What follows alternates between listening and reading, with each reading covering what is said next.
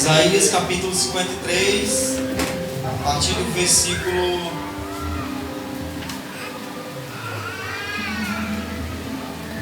3, não, 2. 53, versículo 2.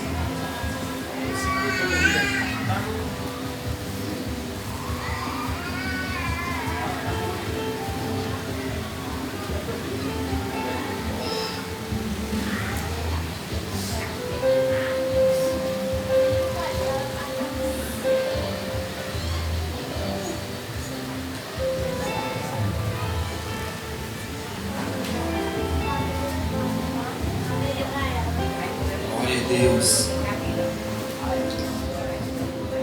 Quanto mais eu faço a obra do Senhor, mais eu sinto uma satisfação em honrar esse Deus que tem cuidado de nós. Vamos lá? Isaías 53, versículo 2. Porque foi subindo como renovo perante ele, e como raiz de uma terra seca. Não tinha parecer nem formosura, e olhando nós para ele, nenhuma beleza víamos, para que o desejássemos.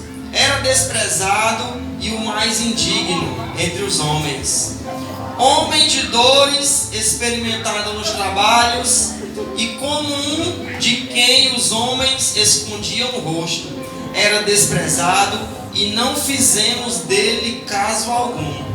Verdadeiramente ele tomou sobre si as nossas enfermidades, e as nossas dores levou sobre si, e nós o reputamos por aflito, ferido de Deus e oprimido. Mas ele foi ferido pelas nossas transgressões e moído pelas nossas iniquidades.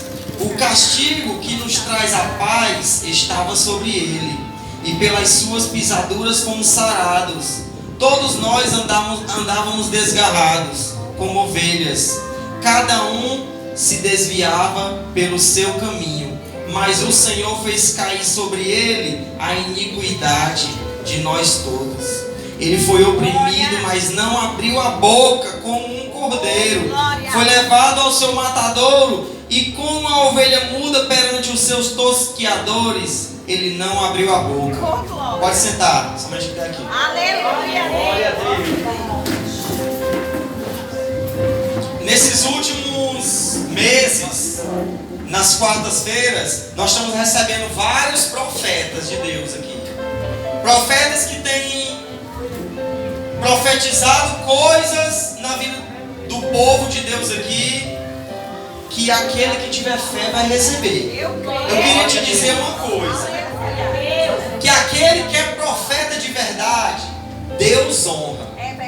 Aquele que faz a vontade de Deus, segundo está escrito aqui, Deus não deixa cair por terra as palavras dele. Como a palavra de Deus falou, Samuel, quando foi chamado para ser o profeta, a palavra de Deus diz assim, e Samuel pregava, Samuel profetizava, e o Senhor não deixava cair uma palavra em terra daquilo de que Samuel profetizava. Então tudo que Samuel profetizava acontecia. E eu creio que os profetas que estão vindo para cá são de Deus, porque todos estão profetizando, e eles profetizam na vida das pessoas. Todos falam praticamente a mesma coisa, e nenhum se conhece. Então, se tu recebeu profecia, tu guarda, porque eu vou pregar hoje aqui sobre profeta. Aleluia! Profeta Isaías. Eita Deus de glória. Eu estava meditando, o Senhor me deu essa palavra no começo da semana. Só que o Senhor, como é que eu vou pregar em relação a isso? Aí ele falou assim, meu filho, prega sobre Cristo.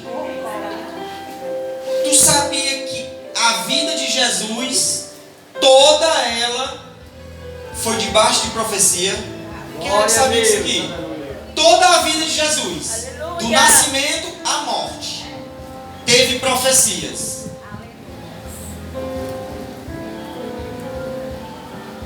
primeira delas foi quando Jesus nasceu. Não, antes de Jesus nascer. A primeira delas era de onde ele viria, de qual tribo ele sairia. E lá em Gênesis, que é no primeiro livro da Bíblia, diz assim, ó: não se apartará da tribo de Judá, nem o bastão de comando dentre seus pés, até que venha aquele a quem pertence por direito e a quem devemos obediência os povos. A palavra de Deus aqui já está falando que Jesus sairia da tribo de Judá. E quem é que sabia que ele era da tribo de Judá? Alguém sabia? Pois Jesus é descendente da tribo de Judá. Quando chamam ele de leão, chamam o quê? O leão da tribo de Judá. Jesus é descendente da tribo de Judá. Aí, nascera em Belém, Miqueias, Antigo Testamento, 700 anos antes de Cristo. Como é que uma pessoa 700 anos antes fala uma coisa que vai acontecer daqui a 700 anos? Escuta aí, ó. Miqueias 5. Mas tu, Belém, tão pequena entre os clãs de Judá, é de ti que sairá para mim aquele que é chamado a governar Israel. Glória a Deus. Aqui é em Miqueias falando. Aí para confirmar, lá em Mateus 2. Tendo, pois, Jesus nascido em Belém de Judá, no tempo do rei Herodes, eis que magos vieram do Oriente a Jerusalém. Então, Jesus já nasceu debaixo de uma profecia. Miqueias, 700 anos antes, falou que a menor tribo, uma das menores tribos, ia ter Jesus, ter a honra de ter Jesus em uma cidadezinha, Belém, a mais pobre, a mais humilde. Aí eu fico imaginando, o profeta profetizou, mas Deus poderia não fazer. Deus poderia não acontecer da maneira que ele profetizou. Mas, se aqui está escrito, vai ter que se cumprir. Como se cumpriu através da vida de Cristo, tudo aquilo que os profetas profetizaram na vida do Messias aconteceu. O que está sendo profetizado aqui, ó, para esses tempos, vai acontecer. Eu creio. A palavra de Deus fala que nenhum J, nenhuma vírgula, aleluia, vai deixar de se cumprir nas Escrituras. E ai daquele que acrescentar alguma coisa. Ai daquele que acrescentar algo que não está escrito e ficar pregando o que não está escrito. Nascerá de uma virgem. Quem foi que falou isso? Profeta Isaías. Isaías capítulo 7, versículo 14. Ele diz assim, ó: por isso o próprio Senhor vos dará um sinal.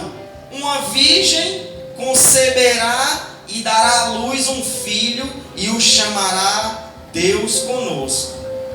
Aí lá em Mateus, para confirmar a profecia de Isaías, Mateus capítulo 1, versículo 18. Eis como nasceu Jesus Cristo. Maria, sua mãe, estava desposada com José. Era esposa de José. Antes de coabitarem, antes de ter relação, aconteceu que ela concebeu por virtude do Espírito Santo. Não precisou da ajuda de homem. Ontem nós conversamos lá em casa a respeito da Bíblia. A Bíblia, ela não deixa dúvida. A Bíblia, ela dá muitos detalhes. Só esse trechinho que eu li aqui, ó, era desposada de José, dizendo que ela era esposa de José, mas não tinha coabitado, mas não tinha tido relação. A Bíblia dá esse simples detalhe. Ela era esposa, mas ainda estava se guardando.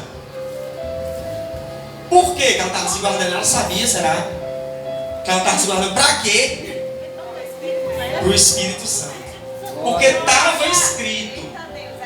Isaías já tinha profetizado e tinha que acontecer. Glória a Deus. Ela nem sabia. Talvez ela achava que estava se prendendo no esposo dela porque queria, mas era o próprio Deus. Não, você tem que permanecer virgem, porque o profeta profetizou e tem que acontecer da maneira que ele profetizou. Quando você é profeta de verdade, Deus honra. Ele não deixa cair por terra a profecia daqueles que o servem de verdade. Aqui foi no nascimento. Aí nós sabemos que mais na frente, Jesus, cerca de 2 anos, aconteceu o quê? Teve tribulação.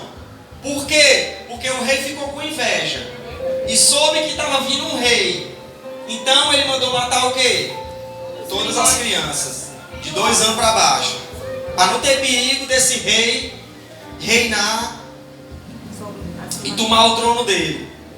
Aí Jeremias falou em relação a isso. Jeremias 31:15. Eis o que diz o Senhor: ouve-se em Ramá uma voz, lamentos e amargo soluço.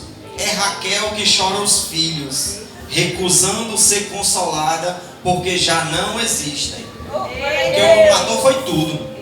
Só Jesus que escapou. Mais na frente você vai entender como foi que ele escapou.